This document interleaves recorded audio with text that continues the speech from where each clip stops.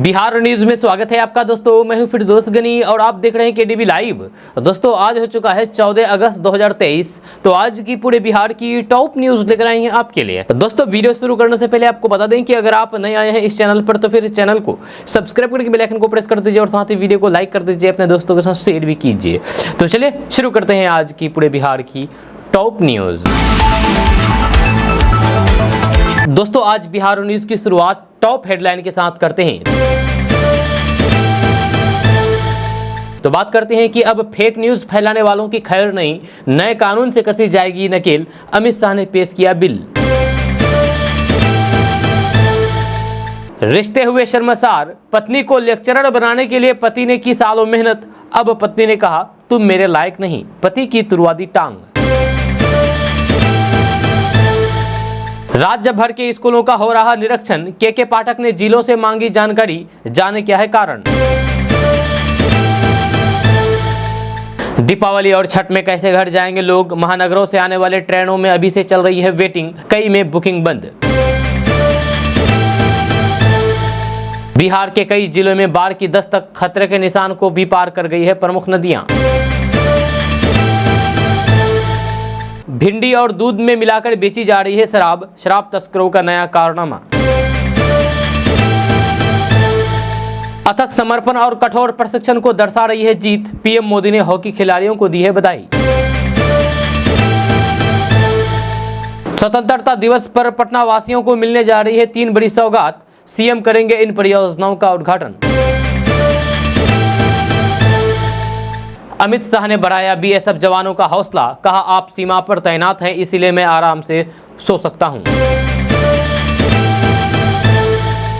बिहार में तालाब खुदवाने के लिए सरकार देती है 75,000 की सब्सिडी, आप कैसे लेंगे फायदा, आगे आपको बताएंगे इसी वीडियो में विस्तार से। चिलचिलाती धूप में ड्यूटी करने वाले पुलिसकर्मियों के लिए आएंगे अच्छे दिन, एसी हेलमेट पहन करके करेंगे ड्यूटी। 14 अगस्त की रात ही होता है बिहार के पूर्णिया में झंडा उत्तोलन, जाने क्या है वजह, आपको आगे बताएंगे इसी वीडियो में विस्तार से। स्वतंत्रता दिवस पर कड़ी सुरक्षा, पटना एयरपोर्ट पर रेड अलर्ट जारी। आशा कार्यकर्ताओं के मानदेय में होगी 2.5 गुना बढ़ोतरी, तेजस्वी यादव से मुलाकात के बाद हड़ताल लिया वापस। जो हाल 20 साल पहले था वही अब है, बिहार के गांव की सड़कों पर प्रशांत किशोर का नीतीश सरकार पर तंज।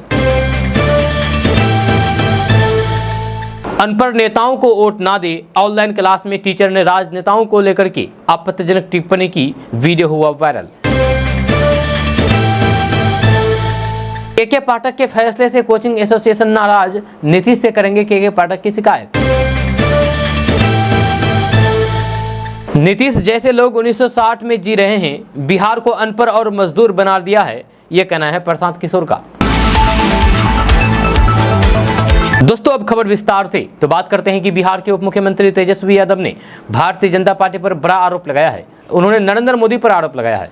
उन्होंने नरेंद्र मोदी पर आरोप लगाते हुए कहा है कि देश में लोकतंत्र को ये लोग नष्ट करना चाहते हैं और खुद को महाराजा के रूप में स्थापित करना चाहते हैं। नीतीश कुमार के नेतृत्व वाली बिहार सरकार में स्वास्थ्य विभाग संभाल रहे तेजस्वी यादव ने प्रधानमंत्री पर अपने संबोधन में तब सफेद झूठ बोलने का आरोप लगाया है जब उन्होंने बिहार के दरभंगा जिले में एम्स की बात की है। आपको बता दूं कि तेजस्वी यादव ने कहा है कि प्रधानमंत्री द्वारा दरभंगा में एम्स का जिक्र करना सरासर झूठ है, जिसका निर्माण अभी तक नहीं हुआ है। वह मुझे केंद्रीय गृह मंत्री अमित शाह की याद दिलाते हैं, जिन्होंने कहा था कि पूर्णिया हवाई अड्डा का जिक्र किया था और वहाँ पर हवाई अड्डा चालू करने की बात कही थी, लेकिन पूर्णिया हवाई अड्डा अब तक चालू नहीं हुआ है। अब उसी तरीके से नरेंद्र मोदी झूठ बोल रहे हैं दरभंगा एम्स को लेकर के, जबकि दरभंगा में एम्स बना ही नहीं है और नरेंद्र मोदी ने कह दिया है कि दरभंगा में एम्स बन गया है। आपको बता दूं कि प्रधानमंत्री नरेंद्र मोदी ने एक भाषण के दौरान कहा है कि बिहार के दरभंगा में एम्स बनकर के तैयार हो गया है और ये मेरी उपलब्धि है। इसके बाद ही बिहार के उप मुख्यमंत्री तेजस्वी यादव ने मोदी पर झूठ बोलने को लेकर के आरोप लगाया है और उन पर जम करके बरसे हैं। तेजस्वी यादव ने प्रधानमंत्री नरेंद्र मोदी पर आरोप लगाते हुए कहा है कि आज प्रधानमंत्री जी दरभंगा में एम्स खुलवाने का झूठा श्रेय ले रहे हैं। यह स्थिति यह है कि बिहार सरकार ने निःशुल्क 151 एकड़ जमीन केंद्र को इसकी स्थापना के लिए दिया है और साथ ही 250 करोड़ से अधिक मिट्टी भराई के लिए आवंटित किया है। लेकिन दुर्भाग्य से राजनीति करते हुए केंद्र ने प्रस्तावित एम्स के निर्माण को स्वीकृति नहीं दी है। प्रधानमंत्री से देश कम से कम सत्य और तथ्य की अपेक्षा करता है, लेकिन उन्होंने सफेद झूठ बोला है। दोस्तों, आशा कार्यकर्ताओं की मानदेय में 2.5 गुना की बढ़ोतरी की जाएगी, जहां उन्हें प्रतिमाह 2,500 रुपये मानदेय मिलेगा। शनिवार को उप मुख्यमंत्री सह स्वास्थ्य मंत्री तेजस्वी यादव ने आशा कार्यकर्ताओं के प्रतिनिधियों के साथ बैठक की और उनसे मुलाकात की। उनकी अधिकांश मांग पर विचार का भरोसा दिया है, जिसके बाद आशा कार्यकर्ताओं ने हड़ताल वापस ले ली है। आशा ने मांगों पर सकारात्मक निर्णय लेने को लेकर के उप मुख्यमंत्री तेजस्वी यादव को धन्यवाद भी दिया है। आशा कार्यकर्ताओं के मानदेय को 2.5 गुना बढ़ाने के राज्य सरकार को 180 करोड़ रुपए अतिरिक्त खर्च करने होंगे। आशा कार्यकर्ताओं की अन्य मांगों के समर्थन में राज्य सरकार के द्वारा स्वास्थ्य मंत्रालय से बात की जाएगी। आशा कार्यकर्ता मानदेय बढ़ाने समेत अन्य सुविधाओं की मांग को लेकर के 12 जुलाई से हड़ताल पर थी, जहां अभी तक उन्हें महज 1,000 रुपए ही मानदेय मिलता था। इसे बढ़ाने की लंबे समय से मांग की जा रही थी, मगर निर्णय नहीं हो पा रहा था। इसके बाद आशा कार्यकर्ताओं ने हड़ताल की घोषणा कर दी। इसको लेकर के विभिन्न प्रखंडों के प्राथमिक स्वास्थ्य केंद्रों पर धरना प्रदर्शन भी किया गया, जहां इनकी मांगों पर आशा को राज्य कर्मी का दर्जा देने, 10,000 मासिक वेतन करने, पेंशन योजना बहाल करने आदि की मांग शामिल थी। जहां राज्य में करीब 1 लाख आशा कार्यकर्ता है।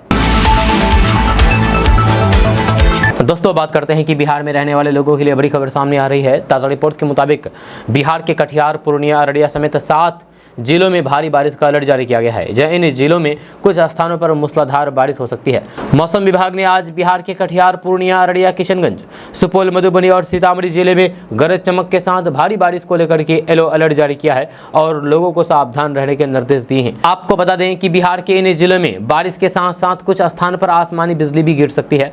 जहाँ वहीं इन जिलों के अलावा राज्य के यानी कि बिहार के अन्य कई जिलों में हल्की बारिश हो सकती है, जहाँ वहीं कुछ जिलों में बादलों का आना जाना जारी रहेगा। मौसम वैज्ञानिकों की माने तो 1 अगस्त से लेकर के 12 अगस्त तक बिहार में अब 72% बारिश हो चुकी है, जब कुछ जिलों में अच्छी बारिश भी दर्ज की गई है, जिससे धान की रोपनी भी होने लगी है। हालांकि अगले 2 दिन राज्य में यानी कि बिहार में मानसून कमजोर रहेगा।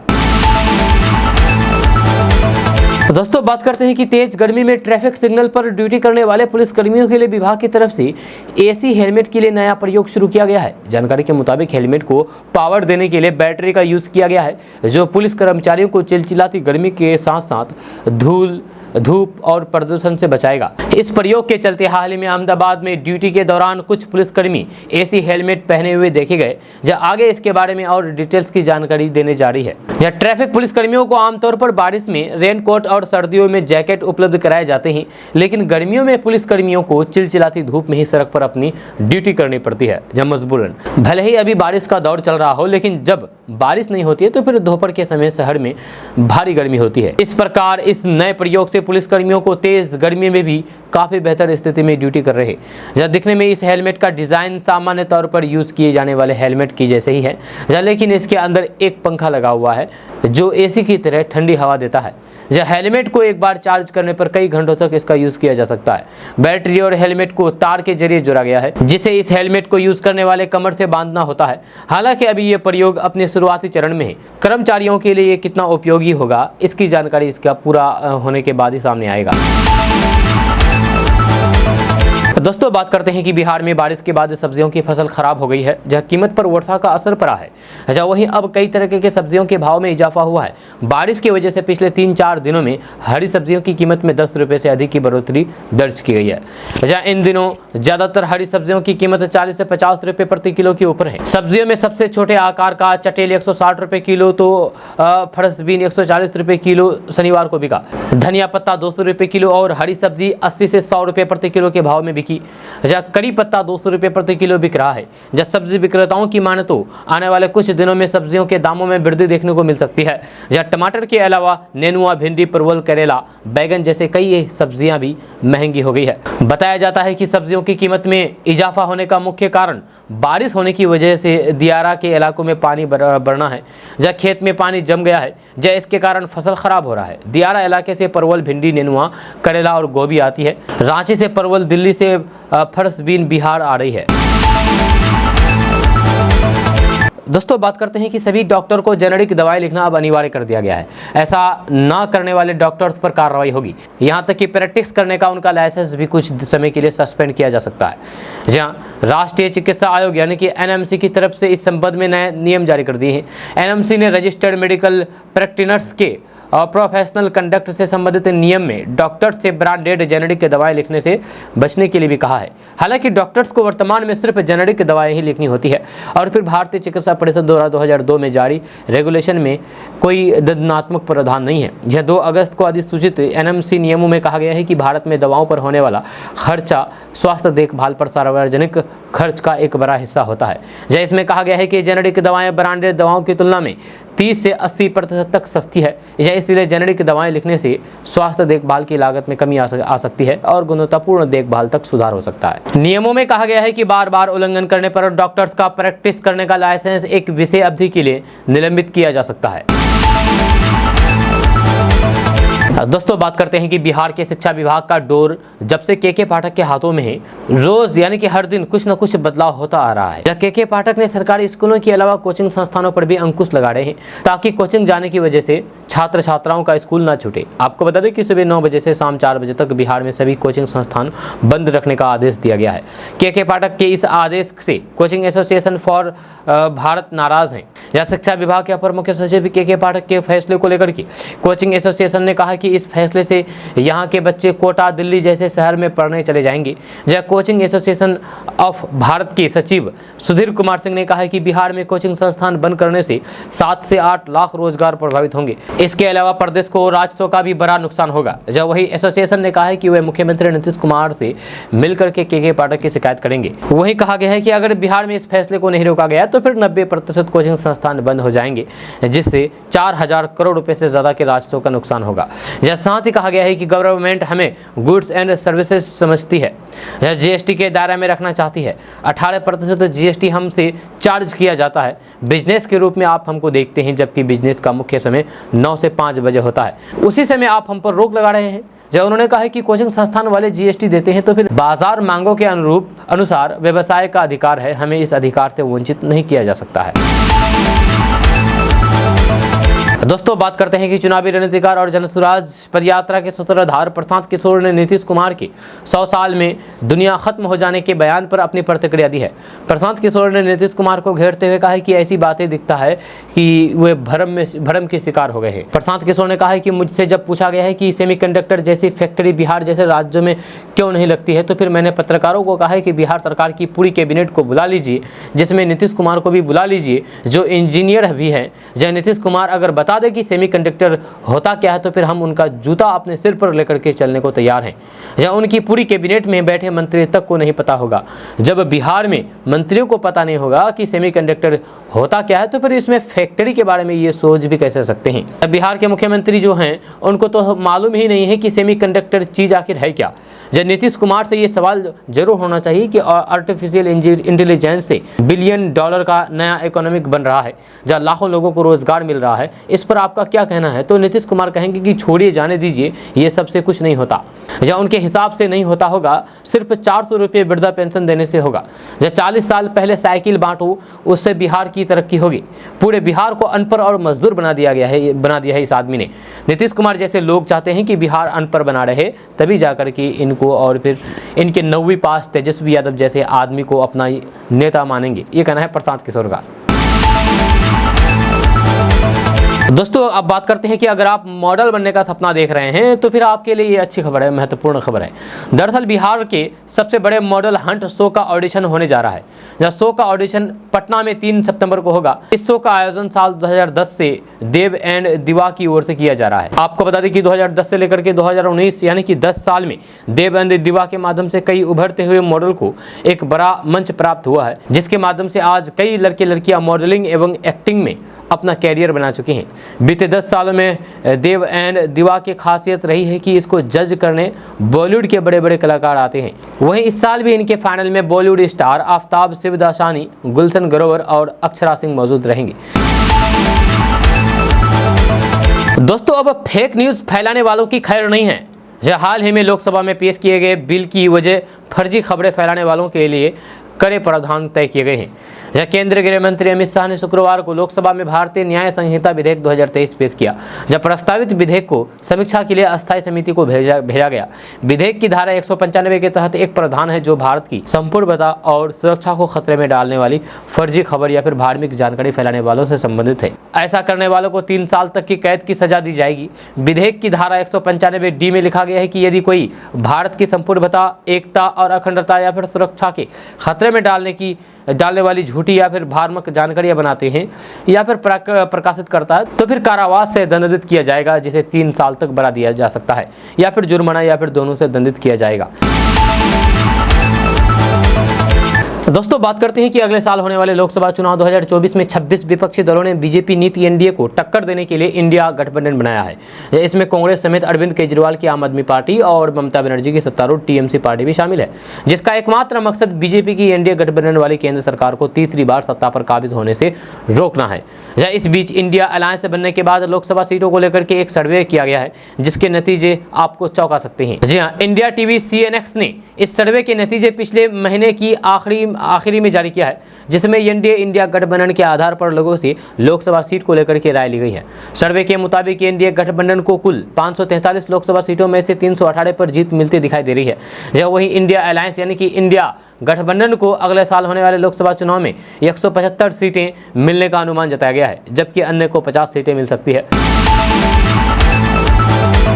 दोस्तों बात करेंगे कि नगर निकायों में भर्ती के लिए संशोधित नियमों को जारी कर दिया गया है, जहां नगर निकायों में अब न्यूनतम 18 साल की आयु में ही निम्न वर्गीय लिपिकों की बहाली हो सकेगी, जब पहले ऐसा नहीं होता था। साथ ही अनुकंपा बहाली के लिए भर्ती आयोग के अनुकंपा उम्मीदवारों की नियुक्ति पर विभाग खुद विचार करेगा। जब नगर निकायों के लिपिक संवर्ग में खाली पड़े 85% पदों पर सीधी भर्ती होगी। जब नगर विकास एवं आवास विभाग ने संशोधित बिहार नगर पालिका लिपिकाय संवर्ग नियमावली 2023 में प्रावधान किया है। विभाग के अपर मुख्य सचिव अरुणीश चावला के हस्ताक्षर से संबंधित नियमावली की अधिसूचना जारी कर दी गई है। विभाग द्वारा 2021 में अधिसूचित बिहार नगर पालिका लिपि के संवर्ग नियमावली में निम्न वर्गीय लिपिक के पदों पर बहाली को लेकर के न्यूनतम आयु सीमा 21 साल की थी।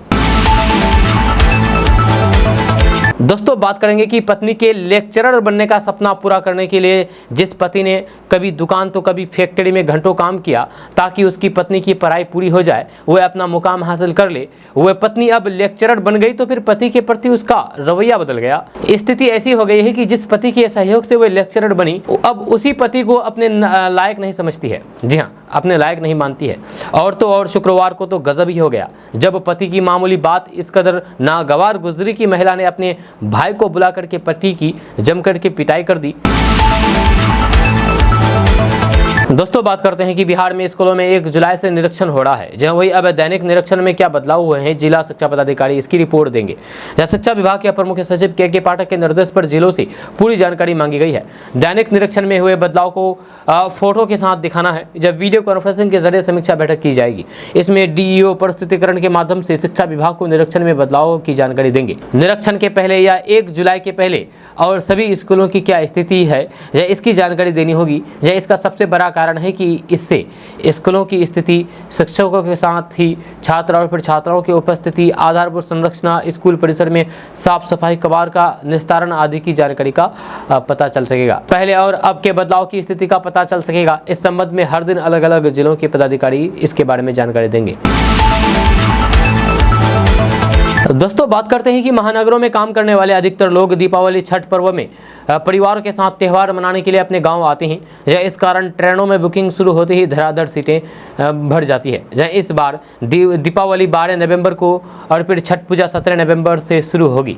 ऐसे में 8 नवंबर या फिर इसके बाद की तारीखों के लिए अभी से दिल्ली, मुंबई से आने वाली ट्रेनों में वेटिंग हो गई है या फिर बुकिंग बंद हो गई है। रांची राजधानी, भुवनेश्वर राजधानी जैसे VIP ट्रेनों में भी वेटिंग है। जब वही पुरुषोत्तम एक्सप्रेस और फिर नीलांचल एक्सप्रेस में AC और फिर स्लीपर में नो रूम है। ऐसे में पर्व में घर आने के लिए आरक्षित टिकट नहीं ले पाने वालों के लिए अब तत्काल और फिर पूजा स्पेशल ट्रेनों पर उम्मीद टिकी हुई है। जब दीपावली, छठ के समय महानगरों से बिहार, झारखंड आने वाली ट्रेनों की बुकिंग शुरू होते ही लोग सीटें आरक्षित करा लेते हैं।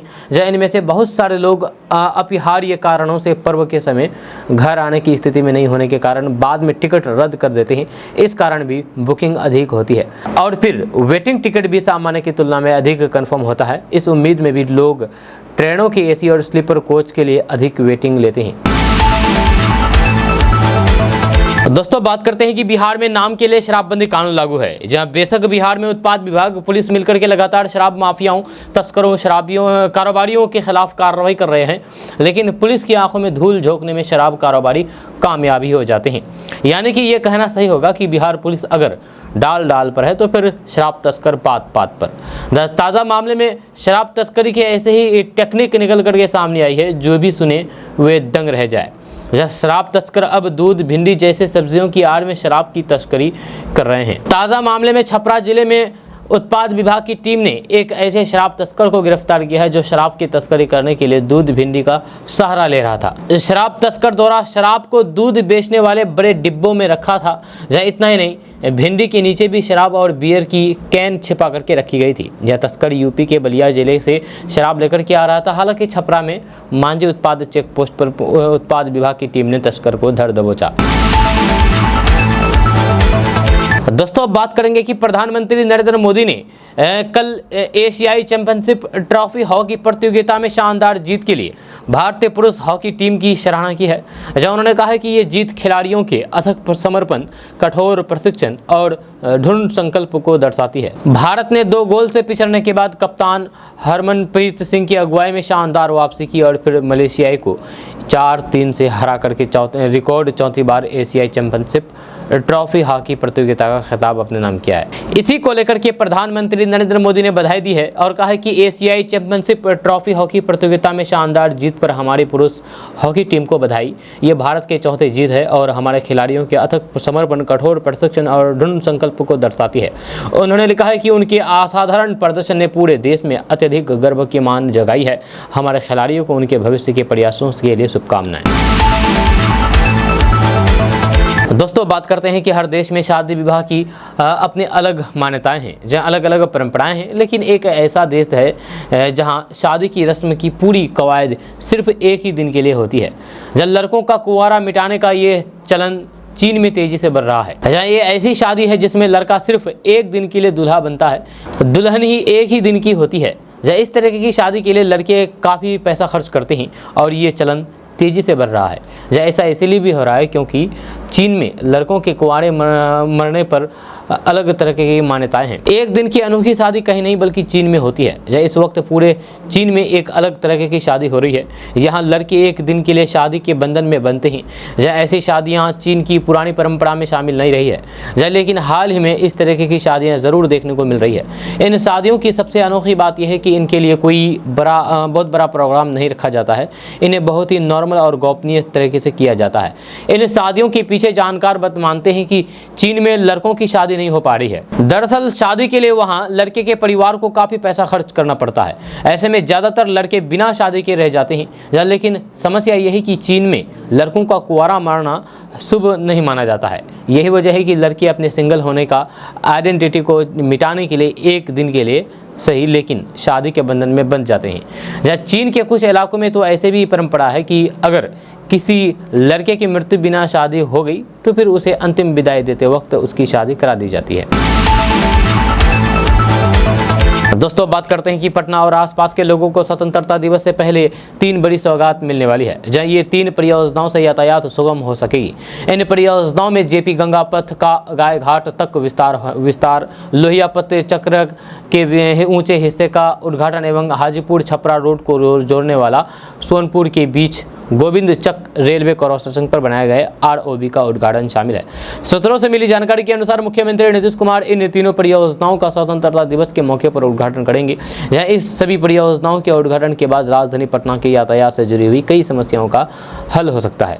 स्वतंत्रता दिवस के अवसर पर जेपी गंगा पथ, जिसे मरीन ड्राइव भी कहा जाता है, जहाँ इसके गाय घाट तक विस्तारित होने के बाद लोगों को अशोक राजपथ पर लगने वाले जाम से मुक्ति मिलेगी। वहीं लोहिया पथ चक्र बेली रोड पर बना है, जहां कई महत्वपूर्ण सरकारी कार्यालय है। ऐसे में लोहिया पथ चक्र के शुरू होने से यहां की कई यातायात समस्याएं सुलझ जाएगी। दोस्तों अब बात करते हैं कि केंद्रीय गृह मंत्री अमित शाह ने कहा है कि सरकार उस प्रतिकूल स्थिति को समझती है जिसमें सीमा सुरक्षा बल यानी कि बीएसएफ के जवान देश की सीमाओं को सुरक्षित रखने के लिए काम कर रहे हैं। गृह मंत्री अमित शाह ने कहा है कि सरकार बीएसएफ को बेहतर सुविधा देने के लिए बजटीय आवंटन सुनिश्चित करेगी। अमित शाह बीएसएफ लंगर स्थल की आधारशिला रखने और फिर अन्य परियोजनाओं के ई उद्घाटन के लिए गुजरात के कच्छ के कोटेश्वर पहुंचे थे, जहां उन्होंने कहा है कि बीएसएफ एकमात्र ऐसा केंद्रीय सशस्त्र पुलिस बल है जो जल, जमीन और फिर हवाई क्षेत्र की सुरक्षा करने में माहिर है तथा बाहरी ताकतों से देश की सुरक्षा सुनिश्चित करने के लिए विधिवत भौगोलिक परिस्थितियों में काम करता है। गृह मंत्री अमित शाह ने कहा है कि ये मत सोचिए कि सरकार को उस प्रतिकूल स्थिति का अंदाजा नहीं है जिसमें आप काम करते हैं। जब मैं जाऊंगा तो फिर मुझे निश्चित रूप से एक बार फिर से इसके बारे में सूचित किया जाएगा। अमित शाह ने कहा है कि वे रात में चैन की नींद सो पाते हैं क्योंकि बीएसएफ के जवान देश की सीमाओं की सुरक्षा के लिए 365 दिन 24 घंटे सतर्क रहते हैं। अमित शाह ने कहा है कि बीएसएफ को उन क्षेत्रों में सीमाओं की सुरक्षा की जिम्मेदारी दी गई है जहां तापमान शून्य से 43 डिग्री नीचे से 43 डिग्री सेल्सियस तक रहता है और वे सुंदरबन और हमारी नाला से सटे क्षेत्रों को सुरक्षित रखने के लिए सतर्क रहते हैं। दोस्तों बात करते हैं कि बिहार के सरकारी स्कूलों में तमाम सरकारी दावों के बावजूद भी छात्रों की उपस्थिति संतोषजनक नहीं दिख रही है। जब मौजूदा समय में बिहार में हर बच्चे को स्कूल तक लाना और उसे भेदभाव रहित शिक्षा मुहैया कराना बहुत मुश्किल दिख रहा है। ये एक ही सप्ताह के दौरान बिहार में स्कूली शिक्षा को लेकर के जारी 2 अलग अलग रिपोर्ट से जाहिर हो रहा है। 4 अगस्त को जन जागरण शक्ति संगठन ने बिहार के अररिया और कटिहार जिले के करीब 11 प्रखंडों के 81 स्कूलों को लेकर के किए गए अपने सर्वे पर बच्चों से कहा है कि नाम से रिपोर्ट जारी की गई है। ये रिपोर्ट भले ही 2 जिलों की बात कर रहे हो, लेकिन इसके आंकड़े बेहद निराशाजनक है। सर्वेक्षण के मुताबिक प्राथमिक स्कूलों में महज 23% यानी कि 1/4 से भी कम उपस्थिति थी, जबकि उच्च प्राथमिक स्कूलों में यह आंकड़ा 20% ही पाया गया। हालांकि इस रिपोर्ट का सैंपल साइज बहुत छोटा है और फिर रिपोर्ट में खुद इस बात का जिक्र किया गया है कि ये सैंपल बिहार के सभी सरकारी स्कूलों में का प्रतिनिधित्व नहीं है। लेकिन जानकार मानते हैं कि बिहार के सरकारी स्कूलों की कमोबेश यही हालात है। एएन सिन्हा संस्थान के पूर्व निदेशक डीएम दिवाकर कहते हैं कि ये रिपोर्ट सीमांचल की है, तो फिर इसका मतलब ये नहीं है कि मधुबनी में ऐसा हालात नहीं है। जहां सामाजिक हस्तक्षेप है वहां स्थिति थोड़ा बेहतर है, बाकी जगह हालात यही है। दोस्तों 15 अगस्त को लेकर के पटना में सारी तैयारियां लगभग पूरी हो चुकी है। गांधी मैदान को भी सुरक्षा के नजरिए से अब आम लोगों के लिए बंद कर दिया गया है। स्वतंत्रता दिवस समारोह का निमंत्रण भी सभी को भेज दिया गया है, लेकिन इसमें अब बिहार सरकार के अधिकारियों की बड़ी लापरवाही सामने आई है, जिसके बाद आरजेडी अब मुख्यमंत्री नीतीश कुमार पर आरोप लगा रही है और कह रही है कि जानबूझ करके ये किया गया है, वह अपने अधिकारी से ऐसा करवा रहे हैं। दरअसल 15 अगस्त को लेकर के सभी विधायक नेता को स्वतंत्रता दिवस समारोह का निमंत्रण भेजा गया है, लेकिन इस निमंत्रण पत्र में बड़ी लापरवाही हुई है। जहां एमएलसी सुनील कुमार सिंह को विरोधी दल यानी कि बीजेपी का नेता बताया गया है, जिसके बाद सुनील कुमार सिंह का गुस्सा फूट पड़ा है। उन्होंने कहा है कि नीतीश कुमार के इशारे पर यह सब कुछ हो रहा है, अपने नालंदा जिले के अधिकारी से वे ऐसा करवा रहे हैं। आपको बता दें कि ये पत्र पटना के कमिश्नर कुमार रवि ने उन्हें निमंत्रण भेजा है। पत्र में उनके पद के बाद उनका नाम विरोधी दल लिखा गया है। सुनील सिंह बिहार विधान परिषद में महागठबंधन के उप मुख्य सचेतक हैं, लेकिन भेजे गए पत्र में उन्हें विधान परिषद में विरोधी दल का उप मुख्य सचेतक बता दिया गया है। उन्होंने ट्वीट करते हुए पत्र के साथ लिखा है कि परंपरा यही रही है कि जनप्रतिनिधियों के पद नाम के साथ मान्य लिखा जाता है, लेकिन पटना के कमिश्नर ने ये परंपरा भी नहीं निभाई है। दोस्तों बात करते हैं कि बिहार के सभी जिलों में ऐसी जमीन मौजूद है जो सरकार की है, लेकिन उस जमीन पर कई लोगों ने कब्जा जमा रखा है। इन जमीनों को कब्जा मुक्त करने के लिए सरकार के द्वारा विशेष अभियान चलाया जा रहा है। हालांकि फिर भी सरकारी जमीन पर अवैध कब्जा बना हुआ है। खबर के अनुसार बिहार में जमीन सर्वे के दौरान ऐसे जमीन को चिन्हित करने का निर्देश दिया है जो सरकारी जमीन है। जहाँ वहीं कुछ समय पहले राज्य सरकार ने सभी जिलों के सीईओ को भी सरकारी जमीन से अतिक्रमण हटाने का आदेश जारी किया है। जहाँ आपको बता दें कि सरकारी जमीन से अतिक्रमण नहीं हटाने को लेकर के कई सीईओ पर कार्रवाई भी हुई है, जहाँ वहीं कुछ सीईओ पर जुर्माना भी लगाया गया है। जहाँ सरकार ने साफ कर दिया है कि सरकारी जमीन का इस्तेमाल सरकारी कार्य के लिए ही होगा, जहाँ इससे अवैध कब्जा को हटाया जाएगा। अब आप सोच रहे होंगे कि आखिर बिहार में कौन सी जमीन है जो सरकारी है, हम पहचान कैसे करेंगे? तो हम आपको बताएंगे कि बकास की जमीन को सरकारी जमीन कहा जाता है। जब बकास की जमीन सरकारी जमीन होती है, आप ये याद रखें। उसके बाद गैर मजरूआ मालिक की जमीन सरकारी जमीन होती है, जो वहीं पर केसरे हिंद की जमीन भी बिहार सरकार और भारत सरकार की जमीन होती है। गैर गैर मजरूआ आम की ज़मीन भी सरकारी है जो सार्वजनिक उपयोग के लिए होती है। खास महल की ज़मीन भी सरकारी होती है, इसकी बिक्री नहीं हो सकती है या ये लीज पर ली जा सकती है। इसके अलावा भी अस्पताल, तालाब, स्कूल, सड़क समेत अन्य कई तरह की ज़मीन भी सरकारी ज़मीन होती है। ये आपको मालूम हो गया होगा अब कि सरकारी ज़मीन कौन सी ज़मीन होती है। दोस्तों बात करते हैं कि बिहार में तालाब खुदवाने के लिए सरकार के द्वारा 75,000 रुपये की सब्सिडी दी जाती है, जहां इसका लाभ लेकर के बिहार के लोग तालाब खुदवा सकते हैं और इस तालाब में मछली पालन भी कर सकते हैं। इससे किसानों की अच्छी कमाई होगी। खबर के अनुसार बिहार की राज्य सरकार किसानों के लिए जल जीवन हरियाली स्कीम चलाती है, जिसके तहत खेत में तालाब खुदवाने पर किसानों को सब्सिडी का लाभ दिया जाता है। दरअसल सरकार का उद्देश्य जल संरक्षण के साथ साथ वृक्षारोपण को बढ़ावा देना है। आपको बता दें कि बिहार के कई जिलों में भूजल स्तर की गिरावट आ रही है, जहाँ वहीं कई जगहों पर पानी की कमी के कारण खेत खराब हो रहे हैं। अगर आप इस योजना का लाभ लेना चाहते हैं तो आपको इसके लिए ऑनलाइन आवेदन करना पड़ेगा। ऑनलाइन आवेदन करने के लिए आपको एक वेबसाइट में जाना पड़ेगा और ये वेबसाइट है www.dbttagriculture.bihar.gov.in। इस वेबसाइट पर जाएं और फिर इस योजना के बारे में पूरी जानकारी प्राप्त करें और दिए गए दिशा निर्देशों के अनुसार आवेदन की प्रक्रिया को आप पूरा कर सकते हैं। दोस्तों प्रदूषण सेहत के लिए बड़ा स्वास्थ्य जोखिम है, जिसका खतरा वैश्विक स्तर पर तेजी के साथ बढ़ता जा रहा है। जहाँ कई रिसर्चों में वायु प्रदूषण के जोखिम को लेकर के अलर्ट जारी किया जाता रहा है।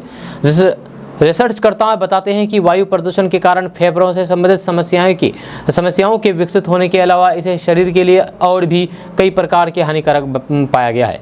जहां एक हालिया रिपोर्ट में स्वास्थ्य विशेषज्ञों ने बताया है कि जिस तरीके से वैश्विक स्तर पर वायु प्रदूषण का जोखिम बढ़ता हुआ देखा जा रहा है, इससे बड़ी संख्या में लोगों में दिव्यांगता और फिर समय से पहले हृदय रोगों के कारण होने वाली मृत्यु के जोखिमों को बढ़ा दिया है। ग्लोबल बर्डन ऑफ डिजीज अध्ययन के विश्लेषण से पता चला है कि वायु प्रदूषण के कारण हृदय रोग और इससे संबंधित गंभीर बीमारियों का जोखिम बढ़ता जा रहा है। स्वास्थ्य विशेषज्ञ कहते हैं कि सभी लोगों को वायु प्रदूषण के जोखिम को लेकर के सावधानी बरतते रहने की आवश्यकता है, जहाँ इसके कारण गंभीर स्वास्थ्य समस्याओं का खतरा हो सकता है।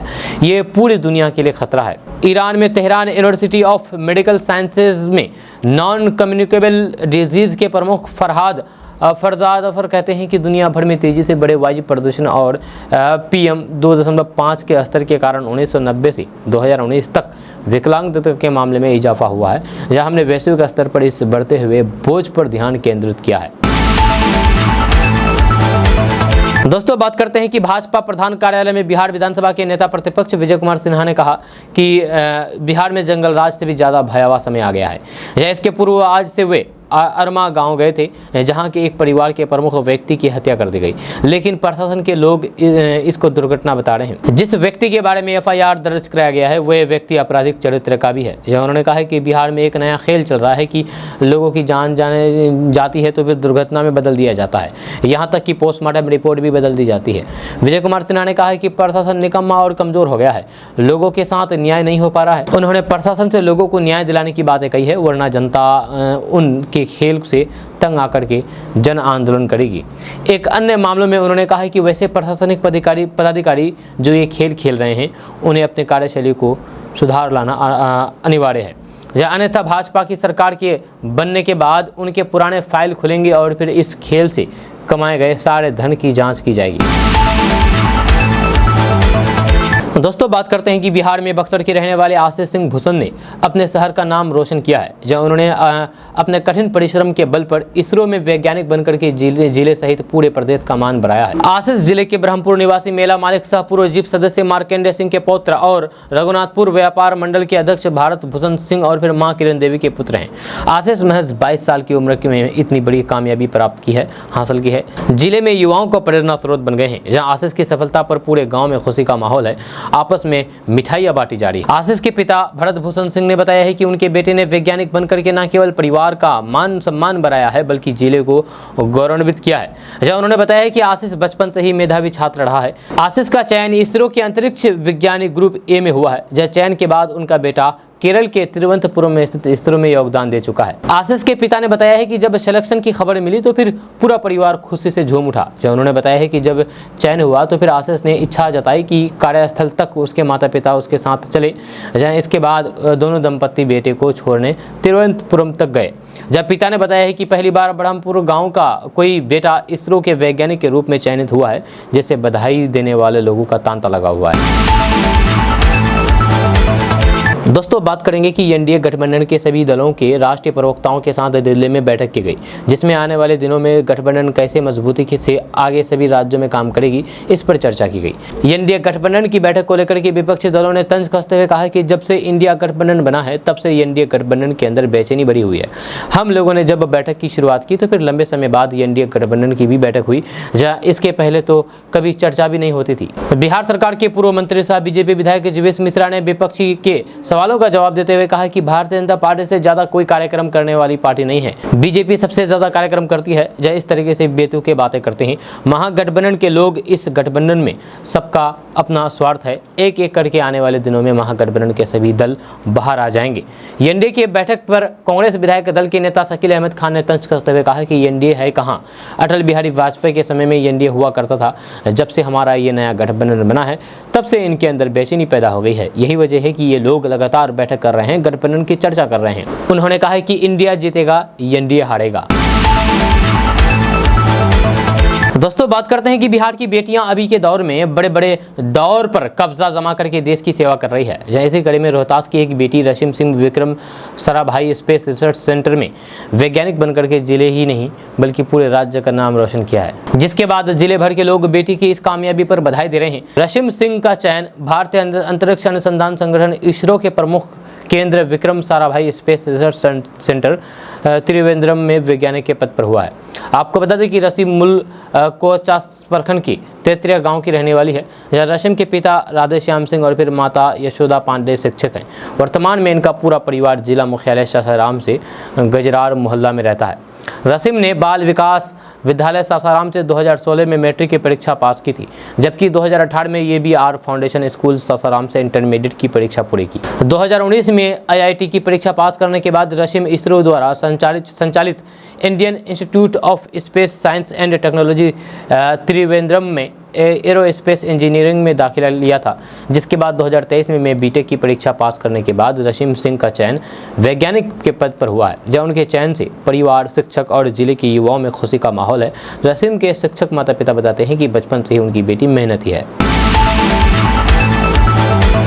दोस्तों आज का न्यूज़ बस यहाँ तक। इसके बारे में आप क्या कहना चाहते हैं नीचे कमेंट बॉक्स में कमेंट करके जरूर बताइएगा। अगर आप नए आए हैं हमारे चैनल पर तो फिर चैनल को सब्सक्राइब करके बेल आइकन को प्रेस कर दीजिए। अगर आप इस वीडियो को हमारे फेसबुक पेज पर देख रहे हैं तो पेज को फॉलो कर दीजिए। आप ऊपर फॉलो बटन दिख रहा होगा, आपको क्लिक करेंगे तो फॉलो हो जाएंगे। तो चलिए मिलते हैं फिर नेक्स्ट वीडियो के साथ, तब तक के लिए जय हिंद, जय बिहार।